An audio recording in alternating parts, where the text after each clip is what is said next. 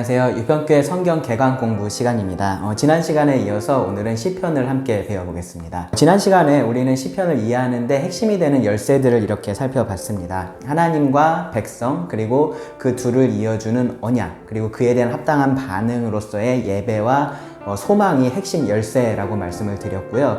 그래서 시편의 전체 주제는 하나님의 백성은 주권자이신 하나님의 궁극적인 통치를 믿음으로 기다리면서 지금 그분의 어떠함과 행하신 일로 인해 합당한 예배를 드려야 한다라고 말씀을 드렸었습니다. 시편을 읽으실 때 이제 어떤 열쇠들을 통해서 이런 주제가 이렇게 드러나는지를 생각해 보시면 시편을 이해하시는 데 많은 도움이 될 겁니다. 지금까지 우리가 각 책을 이렇게 배워왔었던 그 방식이 있었는데요. 저만의 방식이 있었는데 이제 이 전체 구성을 좀 살펴보고 그 안에 어떤 내용이 있는지를 개략적으로 살펴볼 차례예요.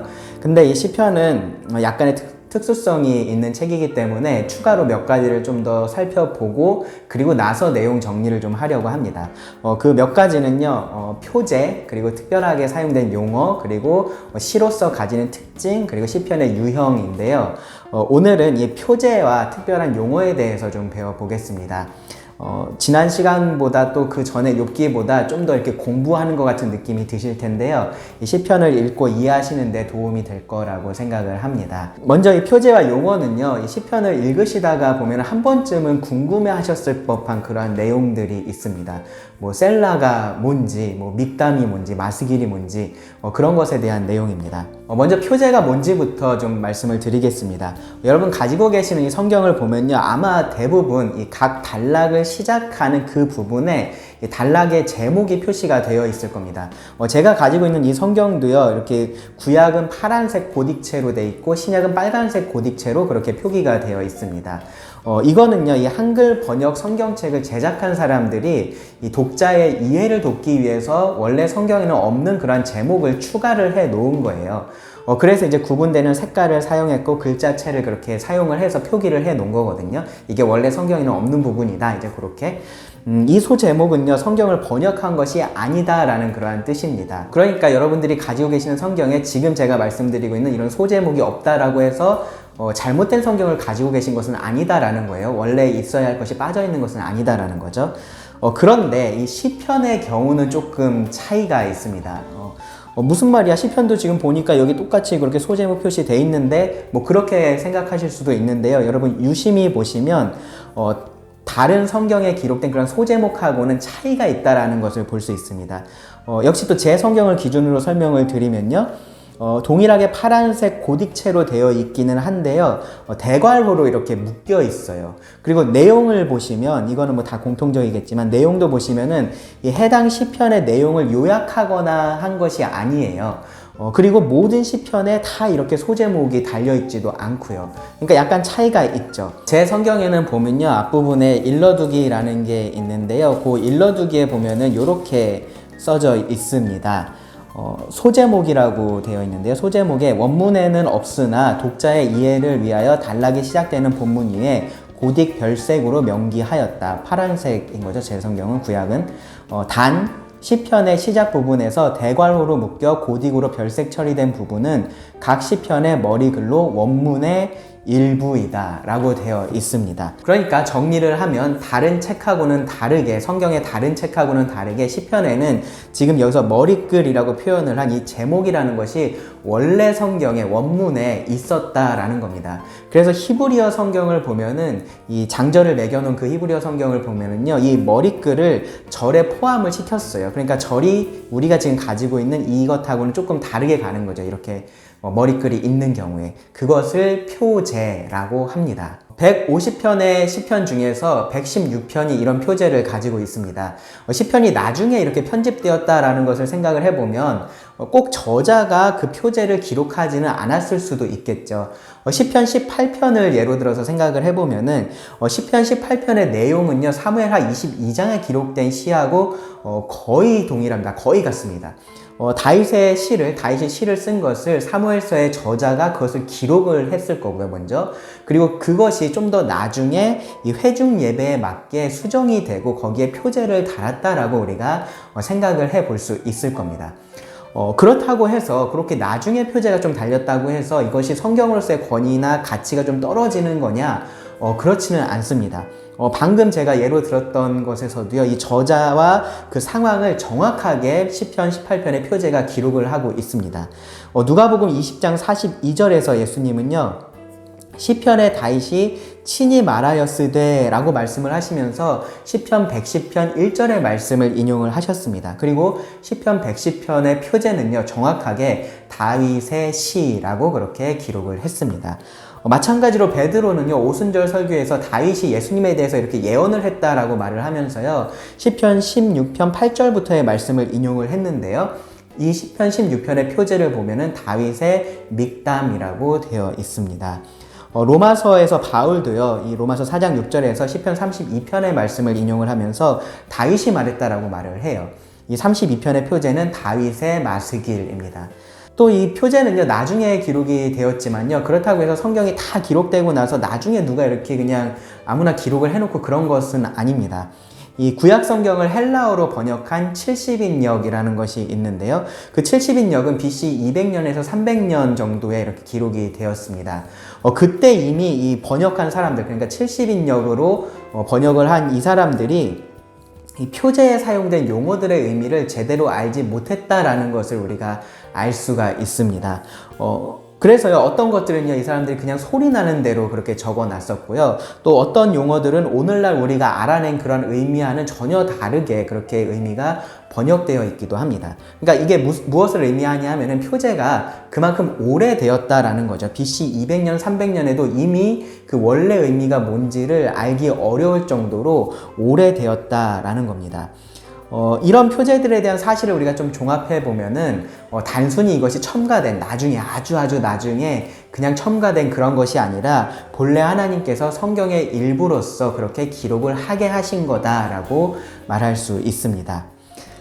그러면 뭐 여러분들이 궁금해 하실 만한 거, 그럼 앞에서 시편을 읽을 때 이 표제라는 것을 반드시 읽어야 될까요? 하나님의 말씀이라고 제가 지금 말씀을 드렸으니까 이것을 빼놓고서 읽지 않는다라는 것이 좀 그러실 수도 있어요. 그럼에도 불구하고 저는요, 읽지 않아도 괜찮다라고 생각을 합니다. 물론 읽어도 좋고요. 읽지 않아도 괜찮다라고 제가 생각하는 이유는요, 이 시편이 기본적으로 찬양집이기 때문에 그렇습니다. 우리가 어떤 이렇게 찬양을 할 때 그 찬양을 우리가 함께 읽거나 함께 드릴 때 반드시 그 전에 작사, 작곡 누구, 언제 만들어진 노래, 뭐 무슨 곡, 뭐 그렇게 얘기를 하고서 읽지는 않잖아요. 그러니까 가지고 계신 여러분 찬송가도 보면요, 그게 다 적혀 있어요. 그렇죠? 작사 누구, 작곡 누구, 뭐 곡조는 뭐고, 운율은 어떻고, 그런 것에 대한 정보들이 기본적으로 다 들어 있습니다. 또 어떤 찬송가들은 여러분 조금 더 좋은 찬송가 쓰고 계시면은 그 곡에 대한 특별한 배경 같은 것도 이렇게 설명, 해설에 들어가 있을 겁니다. 이런 부분들이요, 해당 곡의 그런 진정성, 그리고 또 그 의미를 이해하는 데 도움은 됩니다. 그렇기 때문에 이렇게 마음으로 우리가 함께 찬양을 하는데도 도움을 주죠. 그런 면에서 이 시편의 표제라는 것도요, 이 시편의 내용 자체를 이해하는 데 도움을 주기 때문에 이것을 우리가 알 필요가 있고, 또 묵상을 할 때 이제 그것을 좀 염두에 두고서 하면은 좋습니다. 그렇지만 꼭 소리내서 읽어야 될 필요는 없다라는 거죠. 시편 18편 같은 경우에요, 이 배경을 설명하기 위해서 표제를 읽고서 시작을 하면 더 좋을 수가 있고요. 또 표제를 통해서 이 시편이 인도자를 따라서 함께 부르던 그런 노래였다라는 것을 이렇게 강조하면서 시편을 함께 낭독하는 것도 저는 괜찮다라고 생각합니다. 다만 꼭 그렇게 하지는 않아도 괜찮다라는 말씀을 지금 드리는 겁니다. 시편의 표제는 원래 하나님의 감동하심으로 된 그런 성경 본문의 일부분이지만 그것이 꼭 우리가 소리내서 시편을 읽을 때 함께 읽어야만 하는 것은 아니다로 정리를 할 수 있겠습니다. 자, 그러면은 이 표제에 어떤 내용들이 있는지를 같이 좀 살펴보겠습니다. 이 표제를 전체적으로 놓고서 좀 정리를 해보면 네 종류가 있다라고 좀 나눠볼 수 있어요. 그러니까 그 표제 안에 네 종류의 내용이 들어가 있습니다. 사람하고 관련된 내용이 있고요, 장르하고 관련된 내용이 있고, 상황과 관련된 게 있고, 또 음악이나 혹은 의식하고 관련된 그러한 부분들이 있습니다. 자, 먼저 이 표제를 보면은 누구의 시, 뭐 누구의 기도, 누구의 믹담, 뭐 이런 식의 표현들이 나옵니다. 표제 중에서 사실 가장 논쟁이 되는 부분이 바로 이 부분이에요. 사람과 관련된 부분. 뭐가 논쟁이 될까 싶으실 겁니다. 다윗의 시에서 이 다윗의에 해당되는 히브리어는요, 레 다위드입니다. 레 다위드. 73편의 시가 이 문구를 포함을 하고 있습니다. 뒤에 다위드는 여러분 직감적으로 아시겠지만 다윗이에요, 다윗. 근데 이 앞에 레는요, 전치사인데요. 이 전치사가 이 문맥에 따라서 의미가 좀 달라집니다. 어떤 의미들이 가능하냐 하면은 누구누구에게 속한이라는 의미가 될 수 있어요. 그러면은 다윗에게 속한 시니까 이제 다윗이 쓴 시다라고 우리가 이해를 할 수 있습니다. 누구누구에 대한으로 이해를 할 수도 있습니다. 그렇게 되면은 이 시의 내용이 다윗하고 연관이 되어 있다라고 이해를 할 수 있겠죠. 또 누구누구를 위한도 될 수 있습니다. 그런 경우에는 다윗을 위해서 지어진 시라고 이해를 하게 되는 겁니다. 이럴 경우에는요, 딱히 내용하고 관계가 있든지 없든지 다윗이 다윗이라는 왕에게 헌정을 하는 시라는 그런 의미가 될 겁니다. 이 중에서 가장 자연스러운 것은요, 누구누구에게 속한으로 보는 거예요. 그러니까 저자에 대한 표현으로 보는 겁니다. 고대의 시들을 보면은 동일하게 이 시의 첫 시작에서 저자가 언급되는 것을 우리가 찾아볼 수 있고요. 또 실제로 이 성경의 예들을 봐도 시가 시작되기 전에 저자를 밝히는 모습을 우리가 자주 볼 수 있습니다. 출애굽기 15장 1절을 보시면은 이때 모세와 이스라엘 자손이 이 노래로 여호와께 노래하니 일러스되 내가 여호와를 찬송하리니 그는 높고 영화로우심이요 라고 하면서 이 노래의 내용들이 이어집니다. 그러니까 그 앞에는 먼저 이 노래를 누가 했는지가 기록이 되어 있는 거죠. 사사기 5장 1절에서는요, 이날에 드보라와 아비노함의 아들 바락이 노래하여 이르되 라고 시작을 하고요. 사무엘상 2장 1절은 한나가 기도하여 이르되 내 마음이 여호와로 말미암아 즐거워하며 라고 하면서 이 기도의 내용이 이어집니다. 사무엘하 22장 1절과 2절을 보시면 여호와께서 다윗을 모든 원수의 손과 사울의 손에서 구원하신 그날에 다윗이 이 노래의 말씀들로 여호와께 아뢰어 이르되 여호와는 나의 반석이시오 나의 요새시오 라고 하면서 시작이 되는 것을 알 수 있습니다. 이야기 속에서 이렇게 표현이 됐던 거고요. 그리고 이것이 시라는 장르 속에서는 표제로서 그 앞부분들이 표현이 됐다라고 볼 수 있어요. 방금 말씀드렸던 이런 것들보다 더 시편하고 유사한 예도 있습니다. 하박국 3장에 보시면은 1절에 시기 온옷에 맞춘 선지자 하박국의 기도라 여호와여 내가 주께 대한 소문을 듣고 놀랐나이다 라고 시작을 하죠. 그러니까 먼저 이 하박국의 기도라는 이 표제가 먼저 들어있는 겁니다. 이사야 38장 9절과 10절에도요, 유다왕 히스기야가 병들었다가 그의 병이 나은 때에 기록한 글이 이러하니라 내가 말하기를 이제 이렇게 되어 있는데, 이 이사야 38장 9절이 이제 개역 개정에는 문장 형식으로 이렇게 번역이 되어 있는데 본래는 시편하고 똑같이 번역이 되어 있어요. 유다왕 히스기야가 병들었다가 그의 병이 나은 때에 기록한 글, 이제 그렇게 번역을 할 수 있습니다.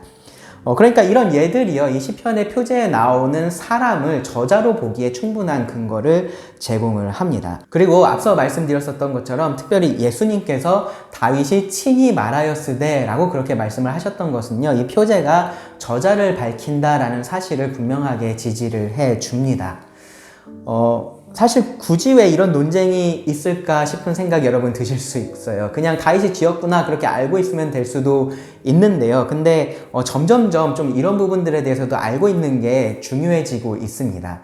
이 성경을 하나님의 그런 말씀의 위치에서 끌어내려서 인간의 저작물로 만들려고 하는 시도들이 사실 많이 있는데 이제 그 중에 하나가 바로 이렇게 전통적으로 인정받아 오던 저자들을 인정하지 않는 겁니다. 바울 서신도 대부분 바울이 아니라 후대의 사람이 바울을 사칭해서 이 자신의 글의 권위를 높이려고 썼다라고 그렇게 주장을 하는 시기예요. 모세 오경도 모세가 쓴 게 아니라 후대의 사람이, 아주 후대의 사람이 모세의 이름을 빌린 것뿐이고, 다윗의 시편도 마찬가지로 다윗이 아니라 그저 후대 사람이 다윗의 이름을 빌려서 그냥 기록한 것뿐이다라고 그런 식의 주장들을 합니다. 이런 주장들도 이 정도의 차이는 있는데, 해당 논리를 이렇게 따라가다 보면요, 어떤 결론에도 도달을 하게 되냐 하면은 성경의 예언은 예언이 아니라 그냥 역사를 기록한 것 뿐이고, 왜냐하면 예언이 이루어진 뒤에 기록이 됐으니까 역사를 기록한 것 뿐이고, 또 그 역사도 정확한 역사가 아니라 이 자신들의 민족과 나라를 위해서 편향되게 기록한 역사다라고 그렇게 결론이 내려집니다. 그러니까 그저 이스라엘이라는 이러한 민족의 정체성을 위해서 하나님이라는 그런 신을 만들고 성경을 기록했다라는 논리로 가는 거죠. 마치 우리나라가 이렇게 단군 신화 이야기를 이야기하면서 우리가 한민족이야 그런 것들을 강조하는 것처럼 이스라엘도 이런 얘기들을 통해서 그렇게 민족의 정체성, 일체성을 강조한 것 뿐이다라고 그렇게 주장을 하는 겁니다. 요즘에 인터넷 통해서 여러분들 다른 설교도 많이 들으시고 또 성경 강의 같은 것도 이렇게 접하실 수 있기 때문에 이런 것들도 좀 분별력 있게 들으실 필요가 있습니다. 하나님의 말씀으로서의 성경을 지키기 위해서 이런 부분들에 대해서도 좀 잘 알고 계셔야 되고요. 그럴 필요들이 점점 많아지고 있습니다. 다시 표제 얘기로 돌아와서요. 다윗은 그의 음악적인 재능이나 하나님을 향한 열정, 목동에서 왕이 되었었던 그런 경험들을 생각해 보면은 많은 시편을 기록할 만한 그런 사람이었어요. 솔로몬과 모세는 여러분들이 잘 아시는 그런 사람들이고요. 또 나머지 사람들은 이 성전에서 예배 찬양을 맡았었던 사람들이라고 우리가 할 수 있습니다.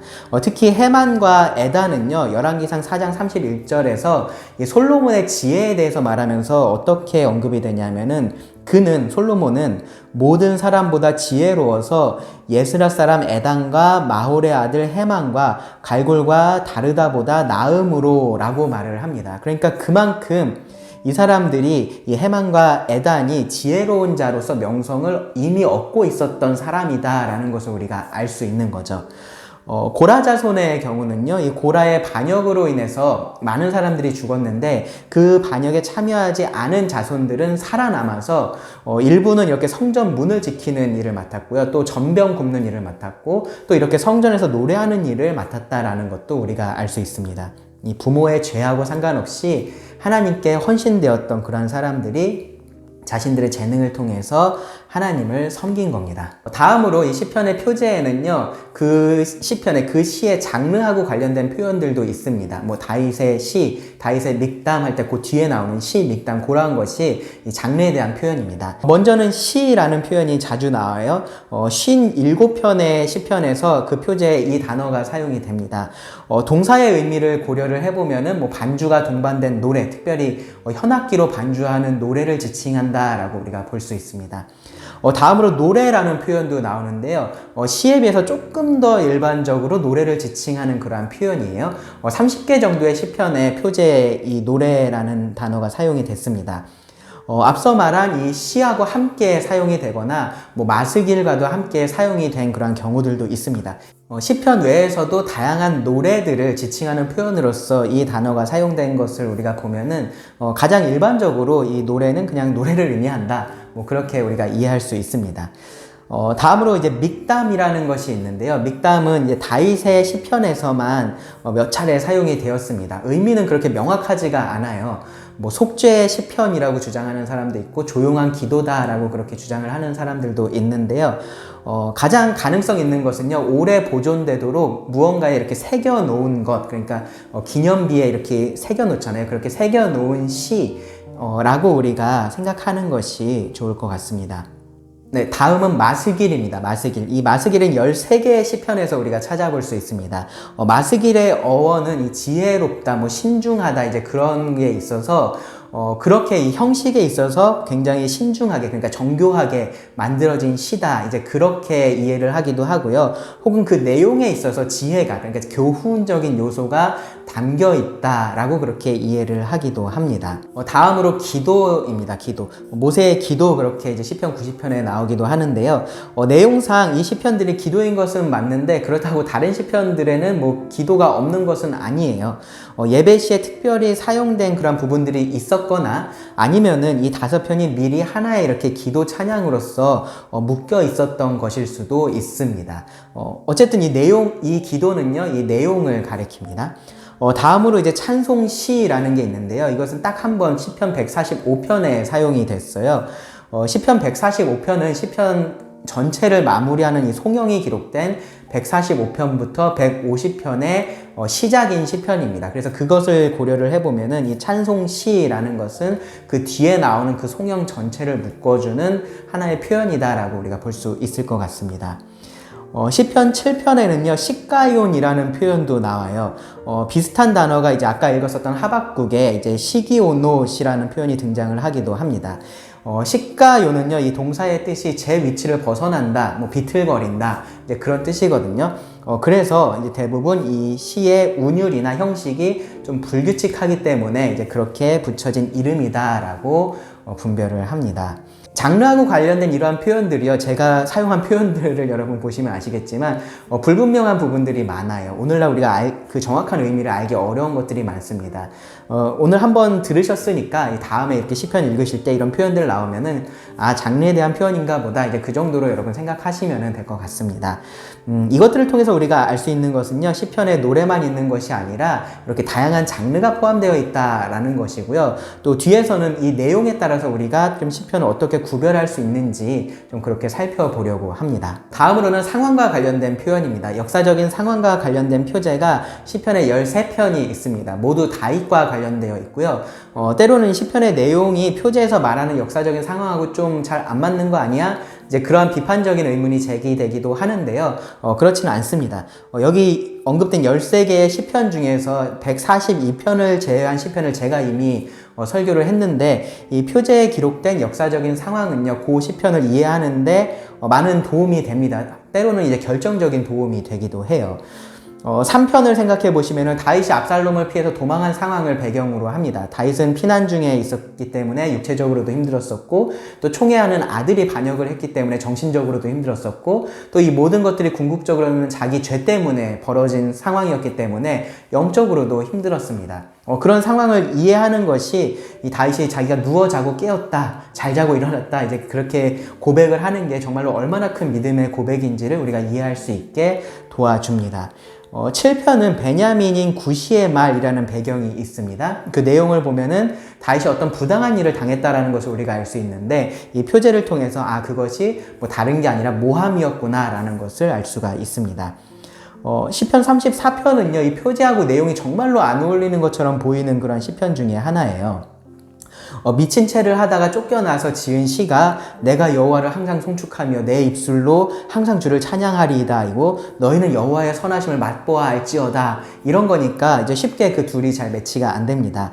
그런데 이 시편을 통해서 우리는 이러한 비관적인 상황에서도 긍정적인 것들을 바라보면서 긍정적인 다짐을 하면서 하나님을 찬양할 수 있다라는 교훈을 우리가 얻을 수 있는 거죠. 시편의 표제가 제시하는 이러한 상황들은 그 시편을 이해하는 데 확실히 도움을 줍니다. 시편 51편 같은 경우는 이 표제가 밝히는 상황을 내가 이해하는 만큼 시편 51편의 회개를 이해할 수가 있어요. 그것이 더 와닿을 수 있습니다. 그래서 저는 시편 51편을 설교할 때는 아예 이 표제에서 말하는 상황을 따로 떼내서 1시간을 설교하기도 했었어요. 그만큼 그것을 이해하는 게 시편 51편을 제대로 이해하는 데 도움이 되기 때문입니다. 이 표제에서 말하고 있는 역사적인 배경이 실제로 이 시가 기록된 배경이라고 보지 않으려고 하는 또 다른 근거 중에 하나는요, 그런 상황에서 이런 시를 어떻게 쓸 수 있겠느냐라는 거예요. 뭐 예를 들어서 시편 3편을 생각해 보면은 지금 목숨을 위해서 막 이렇게 도망을 하고 있는 그런 상황에서 무슨 정신이 있어서 시를 쓰고 있겠냐, 이제 그런 겁니다. 뭐 34편도 마찬가지인 거죠. 시편 18편의 경우도요, 사무엘하 22장에 기록된 것하고 정확하게 일치하지는 않습니다. 예배에 맞게 조금 수정되었다라고 제가 말씀을 드렸었는데요. 다른 시들도 이 해당 상황에서 어느 정도를 기록하고 나중에 정리했다라고도 볼 수 있고요. 혹은 뭐 그 상황이 지난 다음에 이제 그것을 다시 떠올리면서 그 시를 기록했을 수도 있습니다. 그러니까 이 역사적인 배경은 시의 배경을 말하는 거지, 반드시 이 다윗이 그런 상황에 있는 중에, 그 도중에 시를 다 기록했다라는 것을 의미하지는 않는다라는 겁니다. 물론 이 다윗의 시편을 보면요, 그런 상황 중에 기록했다라고 볼 수 있는 그런 표현들도 사실 많이 있습니다. 이 구원이 아직 이루어지지 않고 있는 그런 상황에서 구원을 구하는 가운데 하나님을 신뢰하는 그런 시편들이 그렇습니다. 뭐 오늘날의 찬양도 사실 그런 상황에서 지어진 것들이 많이 있잖아요. 그러니까 어려운 상황에 있다고 시를 짓지 못하는 것은 아닌 거죠. 오히려 그런 상황들이 시를 짓기에는 더 좋은 상황일 수도 있습니다. 시편 18편을 제외한 나머지 이 역사적인 배경을 기록한 시편의 표제들이 다 어려운 상황을 언급하고 있다는 것도 사실은 그런 상황에서 더 하나님을 바라보게 되고 영적으로 깨어있게 되고 그러면서 올바른 신앙인의 고백이 나온다라는 것을 우리가 생각해 볼 수 있는 그러한 부분입니다. 이 역사를 기록한 표제는 해당 시편의 기록 배경을 말해주고 따라서 우리가 주의 깊게 관련 역사를 살펴보면 시편을 이해하는 데 큰 도움이 됩니다. 자, 다음으로 음악 혹은 의식하고 관련된 표현입니다. 예식하고 관련된 표현입니다. 표제에 등장하는 표현들은 제가 지금까지 설명했던 것들을 보시면 아시겠지만 정확한 의미를 알기 어려운 경우들이 많아요. 특히 이 음악이나 의식하고 관련된 것으로 보이는 표현들이 더 그렇습니다. 먼저 인도자를 따라라는 이러한 표현들이 55개의 시편에서 발견이 됩니다. 인도자는 성가대 지휘자라고 할 수 있을 거고요. 그렇기 때문에 이제 성전에서 드려지는 찬양이었다라고 우리가 생각할 수 있습니다. 같은 표제를 동일하게 이렇게 달고 있는 것으로 봐서 이 시편으로 이렇게 묶이기 전에 작은 묶음으로 존재했을 것이다라고 우리가 추측해 볼 수도 있습니다. 시편 92편은요, 안식일의 찬송시라고 그렇게 되어 있습니다. 그러니까 하나님의 안식을 누리면서 하나님께서 행하신 일들을 깊이 생각하고 찬양하는 내용의 시가 시편 92편인데요. 그렇기 때문에 이런 안식일에 잘 어울린다라고 우리가 볼 수 있죠. 시편 100편은 감사의 시라고 또 되어 있어요. 감사의 내용을 담고 있는 시들이 사실 굉장히 많은데 이 시편 100편만 이런 표제를 가지고 있다는 것이 좀 흥미로운 부분이기는 해요. 이 표제가 어떤 의식을 나타내는 표제라면 레위기 7장 12절에 이 감사제하고 연관이 되어 있을 거고요. 그렇지 않다면 그 내용 때문에 감사의 시라는 표제가 붙었다라고 볼 수 있습니다. 시편 38편과 70편에는요, 기념하다라는 표제가 있는데요. 레위기의 기념제사하고 아마 관련이 되어 있을 겁니다. 시편 30편은 성전 낙성가라는 표제가 있습니다. 다윗의 시인데 성전 낙성가라고 뭔가 좀 안 맞는 것처럼 여러분 느껴지실 수 있어요. 다윗은 성전을 짓지 않았잖아요. 근데 꼭 그렇게 우리가 생각할 것은 아닌 것이, 이제 다윗은 성전을 짓지는 않았지만 그 재료들을 준비를 했었고 또 성전에서의 예배도 준비를 했었습니다. 그렇기 때문에 이 불려질 낙성가도 다윗이 미리 그렇게 준비해 두었다라고 우리가 충분히 생각할 수 있습니다. 시편 120편부터 134편은요, 올라가는 노래라는 표제가 달려 있습니다. 개역개정에는요, 성전에 올라가는 노래라고 그렇게 번역을 했는데요. 여기서 성전에는 이제 번역한 사람들이 이제 추가한 부분이에요. 대부분 이스라엘이 절기 때에 예루살렘에 이렇게 올라가는 것으로 이해를 하기 때문에 성전에를 그렇게 추가를 해서 의미를 좀 명확하게 했다라고 우리가 볼 수 있습니다. 그러니까 이 시편 120편에서 134편에 기록된 올라가는 노래들, 이 노래들은 이제 순례자의 노래라고도 할 수 있습니다. 시편 60편의 표제에는요, 교훈하기 위하여라는 이런 표현도 있어요. 그러니까 그 목적이 분명하게 기록이 된 건데, 공식 행사에서 그렇기 때문에 암기를 해야 한다거나, 예배의식하고 관련돼 있는 그러한 표현일 수 있습니다. 그리고 또 이제 악기하고 관련된 표현들도 많이 있습니다. 현악에 맞춘 노래가 있고, 관악에 맞춘 노래가 있습니다. 현악 8째 줄에 맞춘 노래, 시편 6편에 보면 이제 그렇게 더 구체적으로 이 악기를 언급한 것도 있습니다. 시편 8편, 81편, 84편에는요, 깃딧이라는 표현이 나오는데 아마 갓에서 유래한 악기를 언급하고 있는 것 같습니다. 시편 46편에는요, 알라못이라는 표현이 나와요. 이것은 곡조의 이름일 수도 있는데 아마도 여성 소프라노를 의미하는 걸 겁니다. 여두둔의 법칙에 따라라는 표현도 이제 3개의 시편에서 나오는데요. 역대상 16장 41절에 따르면 여두둔은 이 다윗이 지명한 예배 인도자 중에 한 명이었어요. 여기서는 이 여두둔의 특별한 곡조가 있었다라고 우리가 생각해 볼 수 있습니다. 그래서 이 곡조하고 관련된 표현들을 좀 생각을 해보면, 이건 제가 발음하기가 힘들어서 잘 읽을지 모르겠는데 여러분들 이해를 해주시기 바랍니다. 소사님이라는 것이 있고요. 이것이 다른 표현으로도 나오는데 백합화 곡조라고 할 수 있습니다. 이것이 이제 3개의 시편에 나오고요.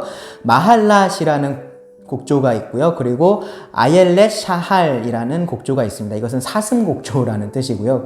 그리고 알다스엣은 파괴하지 말라라는 곡조이고요. 묻 라베는 아들의 죽음에 대하여 곡조라고 말할 수 있습니다. 요낫 엘렘 르호김 멀리 상수리 나무에 앉은 비둘기 곡조라는 곡조도 있습니다. 뭐 이러한 곡조들은요, 이스라엘에게 익숙한 그런 곡조였을 거예요. 우리가 이 아리랑이라는 익숙한 곡조에 다른 이렇게 가사들을 붙여서 노래를 할 수 있는 것처럼 이들도 아는 노래에 다른 가사를 붙여서 노래하곤 했었다라는 것을 우리가 알 수 있습니다. 여기서 조금 참고로 다른 말씀을 드리면 일반적으로 우리가 사용하는 이 찬송가 책도요, 뒤쪽에 보면은 곡조 이름이라는 것이 있어요. 그래서 같은 곡조를 가진 찬송이라면은 이 가사만 다르게 해서 부를 수가 있습니다. 여기 Hymn to Joy라는 이름의 곡이 있고요. 거기에 64장과 605장에 쓰여 있다라고 표시가 되어 있습니다. 그러니까 64장 기뻐하며 경배하세 하고 605장 오늘 모여 찬송함은 같은 곡의 가사만 다르다라는 내용인 거죠. 기뻐하며 경배하세 오늘 모여 찬송함은 똑같잖아요. 그렇죠? 그러니까 곡은 똑같고 가사만 다른 겁니다. 이것이 이렇게 가능한 것은 시의 운율 때문에 그런데 근데 이것을 우리가 조금만 더 잘 이용을 하면은 하나의 곡에 여러 가사를 입혀서 우리가 부를 수가 있어요. 예를 들어서 8686의 운율을 가진 곡들이 여기 이렇게 있습니다. 이 중에서 우리들한테 가장 익숙한 곡은요 305장 나 같은 죄인 살리신이에요. 그쵸? 나 같은 죄인 살리신 그 곡이 우리한테 가장 익숙하잖아요. 46장을 보시면은 이것은 곡은 달라요. 분명히 곡은 다른데 운율이 8686으로 동일합니다. 근데 이 46장의 가사를 보니까 이거 오늘 우리가 성도들하고 같이 찬양하면 좋을 가사인데 곡을 모르네 아쉽다 이제 그럴 수 있잖아요. 그럴 때 이 305장의 곡조로 이 46장의 가사를 부를 수가 있다라는 겁니다. 물론 분위기는 좀 다를 수 있어요. 분위기에 맞춰서 좀 그렇게 할 필요도 있는데 어쨌든 이렇게 가능한 거죠. 이날은 주님 정하신 참 기쁜 날일세. 네, 이렇게 이 8686의 운율이 같기 때문에 이 나 같은 죄인 살리신이라는 곡조에 맞춰서 46장의 가사를 부를 수가 있습니다. 오늘날은 노래들이 좀 훨씬 더 복잡하고 운율도 일정하지 않은 게 많은 것 같아요. 그래서 이렇게 하는 것이 사실 거의 불가능한 것 같은데요. 전에는 이런 식으로 같은 곡에 다른 가사를 그렇게 붙여서 노래를 했었습니다. 시편에서도 그런 부분을 우리가 이렇게 찾아볼 수가 있는 겁니다. 마지막은요, 셀라입니다. 셀라. 이 셀라는 시편을 읽다가 중간에 나오기 때문에 많은 분들이 좀 궁금해하시고 좀 당황해하기도 하세요. 셀라의 기본 의미는 높이다입니다. 높이다. 음악에 있어서 음을 높이는 것이 될 수도 있고 뭐 소리를 더 크게 내는 걸 수도 있고요. 그러니까 어떤 식이든지 어쨌든 뭔가 전환을 그렇게 의미를 했던 것 같습니다. 그러면 중간에 잠깐 이렇게 묵상할 수 있는 시간도 가질 수가 있겠죠. 시편 9편 16절에서는요, 히카yon 셀라라고 되어 있어요. 근데 여기 히카요는 묵상으로 번역을 할 수 있는 단어이거든요. 셀라는 그러니까 중간에 잠시 멈추는 그런 신호이지 않았을까라고 생각할 수 있습니다. 여튼 이 셀라는요, 음악적인 요소예요. 그러니까 성경을 읽으실 때 앞서 제가 말씀드렸었던 것처럼 표제를 읽지 않아도 괜찮은 것처럼 이 셀라도 읽지 않으셔도 괜찮습니다. 다만 이 의미를 좀 더 부여를 하자면 해당 부분에서 잠깐 멈추고 읽은 말씀을 묵상해 볼 수 있게 해주시면은 괜찮을 것 같습니다. 자, 여기까지 해서 시편의 표제와 용어들을 살펴봤습니다. 조금 어려우셨을 수도 있는데요. 아마 오늘 들으신 내용들 다 기억 못 하실 겁니다. 뭐 저도 기억하지 못할 텐데요. 다만 이런 것들이 있다라는 것만 여러분 알아두시고 시편을 읽으실 때 당황하지 마시면 될 것 같습니다. 그런데 이러한 표제들을 통해서 우리가 좀 생각해 볼 수 있는 부분이 있어서 그거를 말씀드리고 오늘 강의를 마치려고 합니다. 표제를 통해서 우리가 알 수 있는 것은요, 이 이스라엘의 예배가 체계적이고 굉장히 다채로웠다라는 겁니다. 그러니까 시편은 그 내용에 있어서도 그런데 이렇게 다양한 악기들과 곡조들을 통해서 하나님의 백성인 이스라엘이 찬양을 할 수 있게 그렇게 도와주었던 거죠. 또 그 내용에도 볼 수 있듯이요, 이들은 그냥 점잖하게 이렇게 항상 앉아서 조용하게 웅얼거리듯이 그렇게 찬양하지 않았어요. 큰 소리로 악기들을 동원해서 즐겁게 그렇게 찬양을 했었습니다. 뭐 항상 그렇게만 했었던 것은 아니고요. 다른 분위기의 찬양들도 있었습니다. 그리고 또 이 시와 음악이 조화를 이룬 이 노래들은 그 메시지를 잘 기억할 수 있게 도와줬을 거잖아요. 우리가 지금은 다 이해할 수 없지만 이 음악과 절기와 관련된 이러한 표현들을 보면 최소한 이 시편들이 특정한 상황에서 노래로 불려졌다라는 것은 우리가 알 수 있는 거죠. 이 시편의 노래들을 통해서 하나님의 백성들은 하나님을 바라보고 또 하나님을 기억하고 하나님을 경험하고 하나님을 예배했었던 겁니다. 이스라엘에게는 그들에게 맞는 음악이 이렇게 있었다라는 것을 우리가 알 수 있습니다. 그리고 그것이 지금의 우리하고는 다르기 때문에 우리가 이것을 다 이해할 수가 없어요. 그래서 제가 오늘 제일 많이 한 말이 확실치는 않지만 뭐 이거라고 생각할 수 있습니다. 추정할 수 있습니다. 그런 표현들이었잖아요. 만약에 그들의 음악을요, 그러니까 이 시편이 기록될 이 당시의 음악을 우리가 계속해서 계승을 해서 오늘날에도 반드시 이런 방식으로 시편을 노래해야만 했다면 하나님은 이렇게 시편을 기록해 놓지 않으셨을 거예요. 그렇죠? 우리가 더 잘 알 수 있게, 확실하게 알 수 있게 이 시편의 표제들을, 이 음악적인 용어들을 주셨을 겁니다. 그런데 하나님은 그렇게 하지 않으셨어요. 그러니까 우리는 우리에게 맞는 음악으로 찬양을 할 수가 있는 겁니다. 그렇게 예배를 할 수가 있는 겁니다. 그것으로 이 시편을 노래할 수가 있는 거죠. 음악은 우리의 음악이지만 그 내용은 동일한 겁니다. 바로 찬양 받으시기에 합당하신 하나님이십니다. 그리고 그 찬양을 드리는 그 사람들의 마음도 동일해야 됩니다. 사용하는 악기는 다르고 화성은 다르고 뭐 멜로디도 다르고 다 다르겠지만 이 시편을 노래하는 하나님의 백성들은 모두가 이 하나님의 구원하심을 감사하면서 한 마음으로 하나님을 노래하는 겁니다.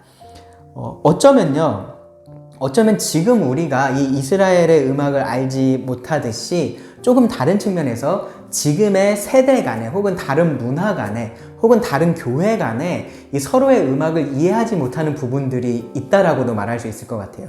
그러니까 그게 무슨 음악이야, 그게 무슨 찬양이야 라는 생각이 다른 음악들을 보면서, 다른 찬양들을 보면서 그런 생각들이 들 수도 있습니다. 그런데 그것이 그들의 음악이고 그것이 그들에게 자연스러운 것이라면 우리가 서로 판단하는 것은 정말로 조심해야 될 일입니다. 그러면서 동시에 함께 예배할 때는 그런 부분들을 서로 주장하는 것이 아니라 서로 배려하면서 예배할 수 있어야 될 겁니다. 하나님은요, 이 음악을 통해서 우리가 한 목소리로 그리고 한 마음으로 하나님을 예배할 수 있게 하셨습니다. 그리고 그 증거가 이 시편에 있는 거죠. 이 시편에 우리가 다 이해할 수 없는 이 음악에 대한 요소들이 바로 그 증거입니다. 우리가 서로 좋아하는 음악이 다르다고 해서 한 마음으로 하나님을 예배할 수 없다면 그것만큼 모순되는 것도 없을 겁니다. 우리가 이러한 것들을 이렇게 배우는 만큼 한 마음으로 더 하나님을 예배할 수 있기를 바랍니다. 네, 오늘 강의는 여기까지입니다. 감사합니다.